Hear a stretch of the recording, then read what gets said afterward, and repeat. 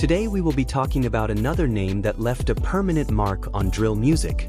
Another artist whose life ended too soon.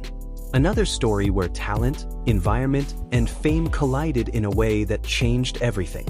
This is the story of King Von. King Von wasn't just another rapper from Chicago. He wasn't just another name in drill music. He was a storyteller.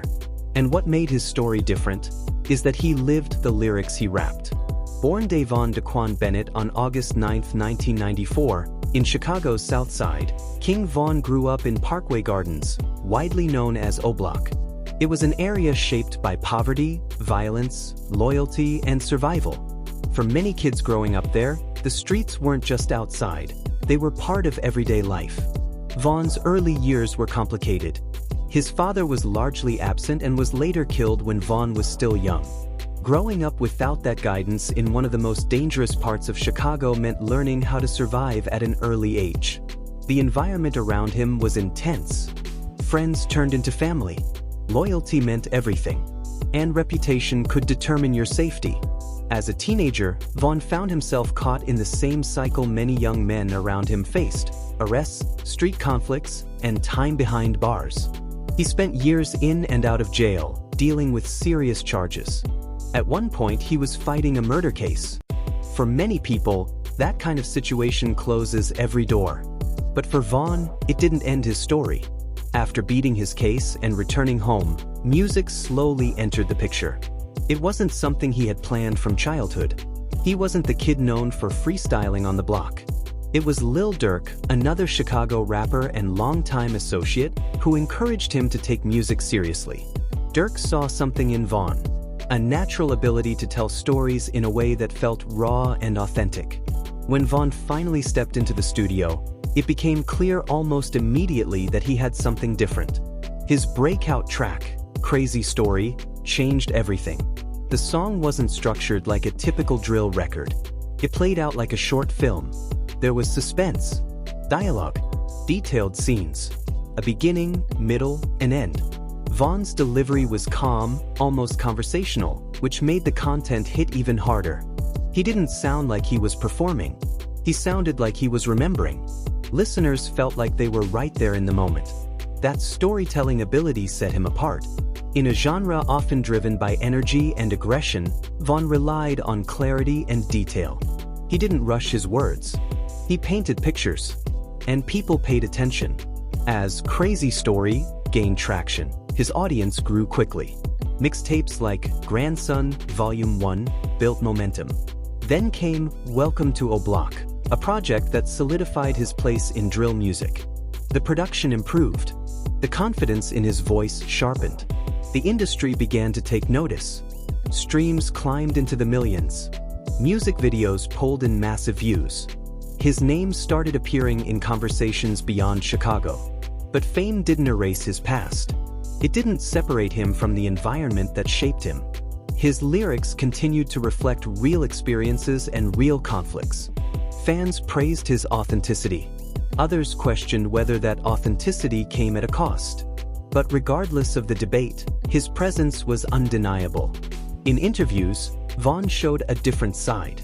He could be charismatic, funny, relaxed. There was a natural confidence about him. He carried himself like someone who had already survived things most people couldn't imagine. But surviving and escaping are two different things. Growing up in Chicago during the height of drill meant constant loss. Friends gone too soon. Names turning into memorials. Trauma becoming normal. That kind of reality doesn't simply disappear because success arrives. On November 6, 2020, in Atlanta, an altercation broke out outside a nightclub between two groups. Within seconds, the situation escalated. Gunfire erupted. King Von was shot multiple times. He was taken to the hospital, but he did not survive. He was 26 years old. The news traveled fast. Social media filled with tributes. Artists shared memories. Fans expressed shock and disbelief. Chicago had lost another major voice. And suddenly, the stories he told in his music felt even heavier. For some, he was controversial. For others, he was a reflection of his surroundings. For many fans, he was one of the most compelling storytellers drill music had ever seen. His album, Welcome to Oblak, continued to perform well. Posthumous releases kept his name alive on charts and playlists. New listeners discovered his music long after his passing. What made King Von different wasn't just the intensity of his lyrics. It was the structure, the pacing, the detail. He approached songs like chapters in a book. Every track felt intentional. Every verse moved the story forward. He understood tension and release in a way that felt almost cinematic. And many believe he was only beginning to reach his full potential. His flow was evolving. His beat selection was improving. The industry doors were opening wider.